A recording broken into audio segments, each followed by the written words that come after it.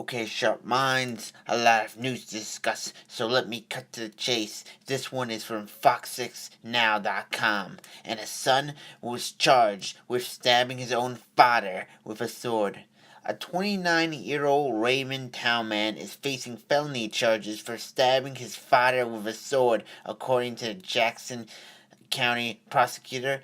Christopher J. Wilson, 29, has been charged with first-degree assault and armed criminal action. According to court reports, the Raymond police were called to resident on Gregory Lane in Raytown on Wednesday evening. Callers had told police dispatchers that Wilson had stabbed his father with a sword. The first officer who arrived at the scene encountered a man leaving the residence who had a knife in his hand. The officer also saw a sword on the front porch. It was not stated what type of sword it was. A woman inside then yelled, "He stabbed him!" Wilson was then taken into custody. Then an older man was found on the kitchen floor in a pool of blood. He told them that Wilson pushed him to the floor and stabbed him. The victim's wife also described the attack. Prosecutors are requesting a $50,000 bond. Next story is one where nobody thankfully gets hurt, and it comes all the way from Denmark. This one's from Gizmodo.com. Anyways, when plumbing planner Janik Vestergaard and engineer Henning Noah woke up on the morning of February 5th, it likely never occurred to them that their day's work would result in the discovery of an extraordinary double-edged sword dating back to the 14th century. These two were conducting sewer work on Algade, a street in central Aalborg, Denmark, when to their amazement they saw a sharp blade sticking out from the ground. Figuring it was something special, the duo contacted Kenneth Nielsen, an archaeologist at the Historical Museum of Northern Jutland. Nielsen later confirmed the relic as being of medieval origin in a museum statement. The completely intact, well-preserved sword was found atop the oldest layer of paving on Algade. Findings from this layer have always pointed to the 1300s, so the sword must have entered into the earth during this century.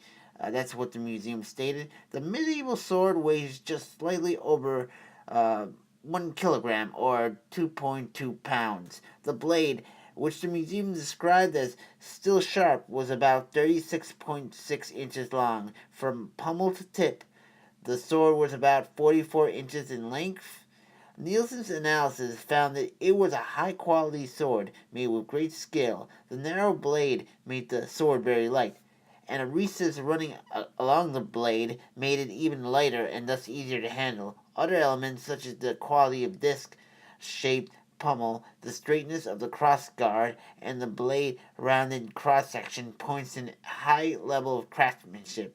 This was an expensive sword, according to the museum, and it likely belonged to someone with lots and lots and lots of money, perhaps a member of nobility who in those days was also a warrior. How did this sword come to be abandoned as a mystery, but Nielsen suspects it was lost in battle. During the 14th century, Denmark was marred with civil violence, and marks on the sword suggest it was used in combat. Perhaps it was dropped during a melee, falling into the mud of the battlefield, and never recovered, noted the museum release. The finders of the sword were allowed to pose with their prize discovery, but they weren't allowed to keep it. From here, the sword will be cleaned, preserved, and placed on display at the Aalborg Historical Museum, close to the place that the sword was lost hundreds of years ago, according to the statement.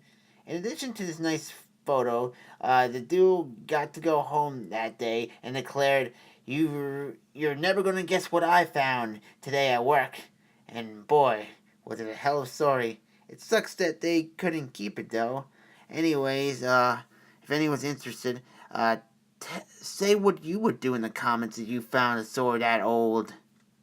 Alright, everyone. That's all the news we have for you today. It was a little light on the sword news, so have a good night and a good fight.